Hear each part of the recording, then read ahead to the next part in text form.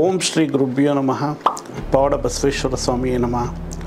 ಪೂಜ್ಯಾಯ ರಾಘವೇಂದ್ರಾಯ ಸತ್ಯಧರ್ಮರತಾಯ ಚ ಭಜತಾಂ ಕಲ್ಪವೃಕ್ಷಾಯ ನಮತಾಂ ಕಾಮಧೇನವೇ. ಈ ದಿನ ವಿಶೇಷವಾಗಿ ನಮಗೆ ಕೆಲವೊಂದು ಪ್ರಶ್ನೆ ಬಂದಿದೆ. ಸೊ ದೇವಸ್ಥಾನಗಳ ಹತ್ರ ಮನೆ ಇರ್ಬೋದಾ, ಮತ್ತು ಎಲ್ಲಿ ನಾವು ಮನೆ ತಗೊಳ್ಳೋದು ಒಳ್ಳೆಯದು ಅನ್ನೋದ್ರ ಬಗ್ಗೆ ಕ್ವಶನ್ಸ್ ಇತ್ತು. ಸೊ ಅದ್ರ ಬಗ್ಗೆ ನಾನು ಹೇಳ್ತೀನಿ ನೋಡಿ. ಜನರಲಾಗಿ ದೇವಸ್ಥಾನದ ಹತ್ರ ಮನೆ ಇರಬಾರ್ದು ಅಂತ ಹೇಳ್ತಾರೆ.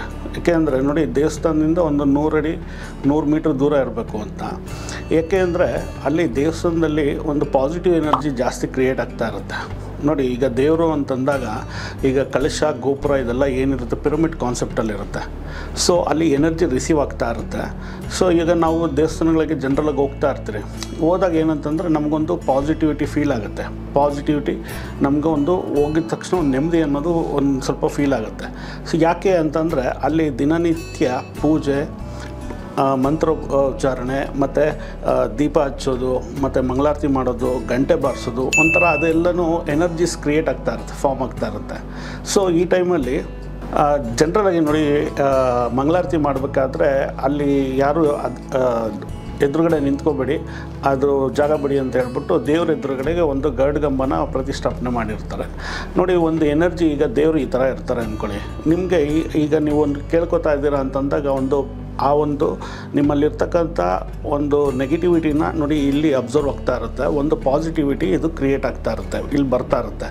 ಈಗ ನೋಡಿ, left hand is receiving hand, right hand is giving hand ಅಂತ ಹೇಳ್ತಾರೆ.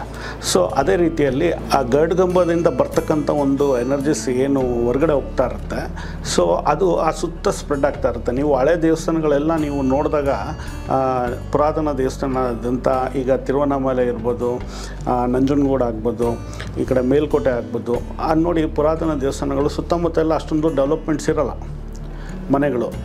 ಸೊ ಹಾಗಾಗಿ ಈ ಜನರಲಾಗಿ ದೇವಸ್ಥಾನದ ಹತ್ರ ಇದ್ದಾಗ ಆ ಒಂದು ನೆಗೆಟಿವ್ ಎನರ್ಜೀಸು ಅಕ್ಕಪಕ್ಕ ಸ್ಪ್ರೆಡ್ ಆಗ್ತಾ ಇರೋದ್ರಿಂದ ಅವಾಯ್ಡ್ ಮಾಡಬೇಕು ಅಂತ. ಅದೇ ರೀತಿಯಲ್ಲಿ ಈಗ ಸ್ಕೂಲ್ಸ್ ಇರ್ಬೋದು. ಈಗ ಸ್ಕೂಲ್ಸ್ ಹತ್ರ ಇದ್ದಾಗಲೂ ಅಷ್ಟೇ, ಅಲ್ಲಿ ಏನಂತಂದರೆ ಸ್ಕೂಲ್ ಬೆಲ್ ಆಗ್ತಾ ಇರುತ್ತೆ, ಪ್ರೇಯರ್ ಆಗ್ತಾ ಇರುತ್ತೆ, ಅಲ್ಲಿ ಡ್ರಮ್ಸ್ ಬಾರಿಸ್ತಾ ಇರ್ತಾರೆ. ಸೊ ಅದು ಪೀರಿಯಡ್ ಬೆಲ್ ಮಾಡುವಾಗ ಅದು ಗೊತ್ತಾಗ್ತಾ ಇರುತ್ತೆ, ಸೌಂಡ್ ಆಗ್ತಾ ಇರುತ್ತೆ. ಸೊ ಅದೆಲ್ಲ ಡಿಸ್ಟರ್ಬೆನ್ಸ್ ಅಂತ ಹೇಳ್ತೀವಿ. ಮತ್ತೀಗ ಇನ್ನು ಪೊಲೀಸ್ ಸ್ಟೇಷನ್ ಇರ್ಬೋದು. ಸೊ ಪೊಲೀಸ್ ಸ್ಟೇಷನಲ್ಲೆಲ್ಲ ಗಲಾಟೆ ಆಗಿರೋರು, ಇನ್ನೊಂದು ಕಿರಿಕ್ ಮಾಡ್ಕೊಂಡಿರ್ತಕ್ಕಂಥವ್ರು, ಅದು ಇದು ಅಂತ ಹೇಳ್ಬಿಟ್ಟು ನೆಗೆಟಿವಿಟಿನೇ ಜಾಸ್ತಿ ಇರುತ್ತೆ. ಅದಕ್ಕೆ ಪೊಲೀಸ್ ಸ್ಟೇಷನ್ ಹತ್ರನೂ ಮನೆ ಮಾಡ್ಕೋಬಾರ್ದು. ಮತ್ತು ಇನ್ನೊಂದು ಹಾಸ್ಪಿಟ್ಲು ಸುತ್ತಮುತ್ತ ಇದ್ರೂ ಅಷ್ಟೇ. ನೋಡಿ, ಹಾಸ್ಪಿಟ್ಲ್ ಅಂತಂದಾಗ ಸೇಮ್ ಅಲ್ಲೂ ಕಾಯಿಲೆ ಇರೋರು, ನೆಗೆಟಿವ್ ಆಂಬ್ಯುಲೆನ್ಸ್ ಓಡಾಡ್ತಾ ಇರುತ್ತೆ, ಸೈರನ್ ಹಾಕೊಂಡು ಹೋಗ್ತಾ ಇರುತ್ತೆ. ಸೊ ಅದೊಂದು ಫೀಲ್ ಇದಾಗ್ತಾ ಇರುತ್ತೆ. ಮತ್ತು ಅಲ್ಲಿ ಗೋಳಾಡಿಕೊಂಡು ಬರ್ತಾ ಇರ್ತಾರೆ, ಅದು ನೆಗೆಟಿವ್ ಇರುತ್ತೆ. ಸೊ ಹಂಗಾಗಿ ಹಾಸ್ಪಿಟ್ಲ್ ಹತ್ರನೂ ಅವಾಯ್ಡ್ ಮಾಡಬೇಕಾಗುತ್ತೆ. ಇನ್ನೂ ನೀವು ಸಾಮಿಲ್ಲು ಮರ ಕೊಯ್ತಾ ಇರ್ತಾರೆ. ಸೊ ಮರ ಕೊಯ್ತಾ ಇರ್ತಕ್ಕಂಥದ್ದು ಅದು ನೆಗೆಟಿವಿಟಿ ಅದು. ಸೊ ಹಾಗಾಗಿ ಅದು ಮಾಡಬಾರ್ದಾಗ್ತು. ಮತ್ತು ರಾಜಕಾಲುವೆ ಈಗ ಎಲ್ಲೆಲ್ಲಿರುತ್ತೆ ಅದು ಕೂಡ ರಾಜಕಾಲುವೆ ಎಲ್ಲೆಲ್ಲ ಇರುತ್ತೆ ಅಲ್ಲಿ ಆರೋಗ್ಯ ಸಮಸ್ಯೆ ಬರುತ್ತೆ ಅಂತ. ಸೊ ಹಾಗಾಗಿ ಆ ಸ್ಮೆಲ್ ಒಂದು, ಹಾಗಾಗಿ ಅದನ್ನು ಅವಾಯ್ಡ್ ಮಾಡಬೇಕಾಗತ್ತೆ. ಇದೇ ರೀತಿಯಲ್ಲಿ ನೀವು ಈಗ ಬಸ್ ಸ್ಟಾಪ್ ಅಂತಂದಾಗ ಏನಂದ್ರೆ ಸ್ಟಾಪ್ ಇದೆ ಅಲ್ಲಿ. ಸೊ ಅಲ್ಲಿ ಡೆವಲಪ್ಮೆಂಟ್ಸ್ ಆಗೋಲ್ಲ, ಮತ್ತು ಆ ಒಂದು ಗಜಿಬಿಜಿ ಸೌಂಡು. ಸೊ ಹಾಗಾಗಿ ಈ ಥರದ್ದು ಎಲ್ಲನೂ ಅವಾಯ್ಡ್ ಮಾಡಬೇಕಾಗತ್ತೆ. ನೀವು ತಗೊಳ್ಳೋದಕ್ಕೆ ಒಳ್ಳೆ ಪ್ಲೇಸ್ ಅಂತಂದರೆ ಒಳ್ಳೆ ಲೇಔಟು ಅಥವಾ ಒಂದು ಸ್ವಲ್ಪ ಮೇನ್ ರೋಡಿಂದ ಒಳಗಡೆಗೆ ಇದ್ದಾಗ ಅಲ್ಲಿ ಒಂದು ಅಮ್ಯುನಿಟೀಸ್ ಚೆನ್ನಾಗಿರ್ತಕ್ಕಂಥದ್ದು, ಒಳ್ಳೆ ಸೊಸೈಟಿಯಲ್ಲಿ ತೊಗೊಳ್ಳೋವಂಥದ್ದು ಮಾಡಿದಾಗ ಏನಾಗುತ್ತೆ, ಅಲ್ಲೊಂದು ಕಮ್ಯುನಿಟಿ ಇರುತ್ತೆ, ಆ ಒಂದು ಸೊಸೈಟಿ ಇರುತ್ತೆ, ಎಲ್ಲ ಥರ ಫೆಸಿಲಿಟೀಸ್ ಇರುತ್ತೆ, ಅಲ್ಲೊಂದು ಸ್ವಲ್ಪ ಪೀಸ್ ಅನ್ನೋದು ಇರುತ್ತೆ. ಸೊ ಹಾಗಾಗಿ ನೀವು ಸೆಲೆಕ್ಷನ್ ಮಾಡ್ಕೋಬೇಕಾದ್ರೂ ಎಲ್ಲಿ ಸೆಲೆಕ್ಷನ್ ಮಾಡ್ಕೋಬೇಕು ಏನು ಅನ್ನೋದು ಕೂಡ ಇಂಪಾರ್ಟೆಂಟ್ ಆಗುತ್ತೆ. ಈಗ ದೇವಸ್ಥಾನ ಒಂದೇ ಅಂತಲ್ಲ, ಈಗ ರೈಲ್ವೆ ಸ್ಟೇಷನ್ ಆಗ್ಬೋದು, ರೈಲ್ವೆ ಟ್ರ್ಯಾಕ್ ಪಕ್ಕ ಆಗ್ಬೋದು.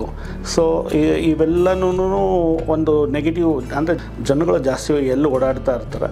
ಸೊ ಅಲ್ಲಿ ನಿಮಗೆ ಆ ಒಂದು ನೆಗೆಟಿವಿಟಿ ಅನ್ನೋದು ಜಾಸ್ತಿ ಬರುತ್ತೆ. ಸ್ವಲ್ಪ ನೀವು ಹೊರಗಡೆ ಆ ಒಂದು ಸೈಡಲ್ಲಿ ಮಾಡ್ಕೊಂಡಾಗ ಏನಾಗುತ್ತೆ, ಪಕ್ಕದ ರೋಡಲ್ಲಿ ಆ ಥರ, ಅದು ನಿಮಗೆ ಒಂದು ಸ್ವಲ್ಪ ಪ್ರಶಾಂತವಾಗಿರುತ್ತೆ, ಪೀಸ್ ಇರುತ್ತೆ. ಸೊ ಇನ್ನೂ ಹೆಚ್ಚು ಮಾಹಿತಿಯನ್ನು ನಾನು ನಿಮಗೆ ನೆಕ್ಸ್ಟ್ ವಿಡಿಯೋಲ್ಲಿ ಕೊಡ್ತೀನಿ. ನಿಮ್ಗೆ ಇನ್ನೂ ಏನಾದ್ರು ಡೌಟ್ ಇತ್ತು ಅನ್ನೋದಾದರೆ ಫಾರ್ಚೂನ್ ಪಿರಮಿಡ್ ಸೆಂಟ್ರು ಜಯನಗರ್ಗೆ ಬಂದು ಭೇಟಿ ಆಗ್ಬೋದು. ಇಲ್ಲ ಅಂತಂದರೆ ನೀವು DM ಮಾಡಿ ನಿಮ್ಮ ಒಂದು ಪ್ರಶ್ನೆಗಳಿಗೆ ಉತ್ತರವನ್ನು ಪಡಿಬೋದು.